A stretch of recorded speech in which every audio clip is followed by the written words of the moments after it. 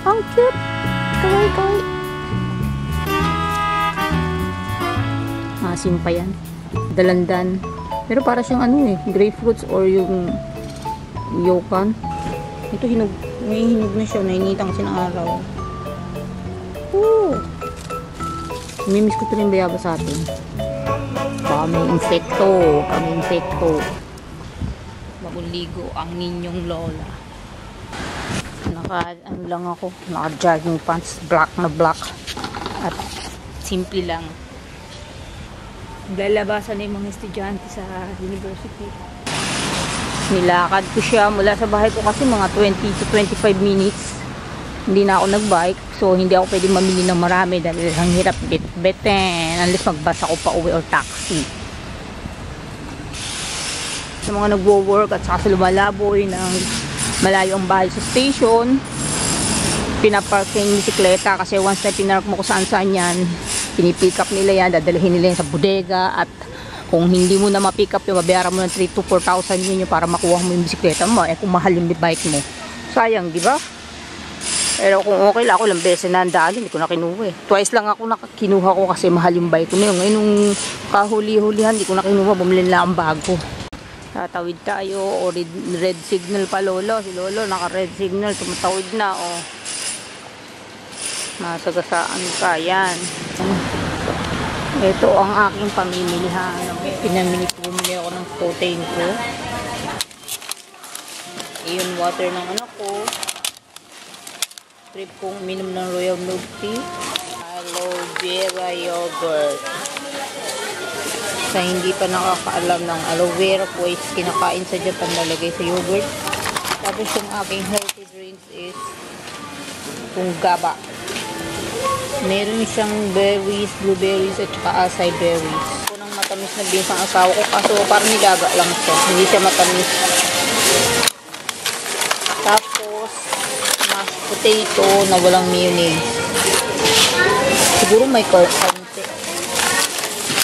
Tapos yakitori. Liver, yakitori, tsaka manok. May cartilage.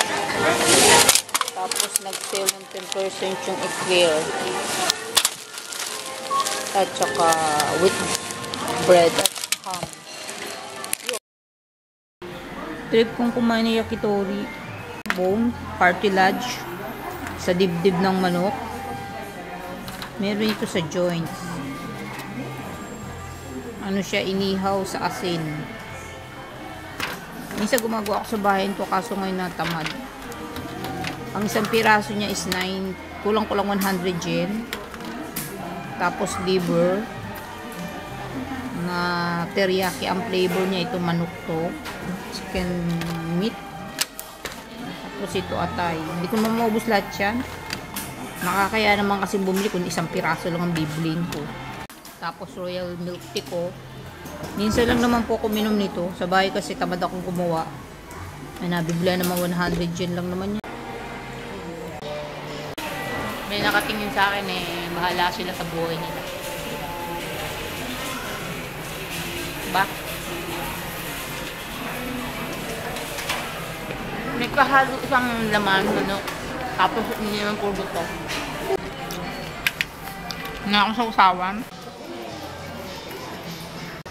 Tapos, isang piraso lang. Hindi ko kaya busin, dalawa lang yan. Dati po hindi ako kumakain ng liver. 10 years ako hindi kumain ng liver. Pero kaya lang kasi nagkaroon ako ng personal reason. Nagkaroon ako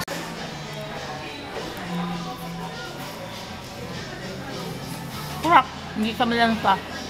Usually kasi yung Japanese nalagyan lang ginger yan. Tapos may rice wine. May mirin. Masarap.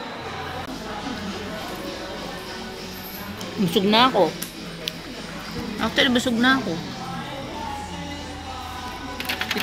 Itong dalawa na to, tama na. Tapos ito, hindi ko na ito babalutin ko na ulit. Ang ganda ng pagkaluto ng liver, oh. Walang pula. Lagang-laga siya, tsaka malinis. Hindi siya malansa. Chicken liver po ito. Siyempre. Para siyang itlog na. Alam ko na, lasa nito. Ako nakain ng balot. Pero minsan sinusubuan ako ng tatay ko nung bata, yung pula, tsaka yung butong, yung bato daw, yung puti, yun ang kinakain ko, pero na po kumain ng sisig. Nung bata Pero mula nag-Japan po ako, hindi na po ako natikim ever since ng balot. So last.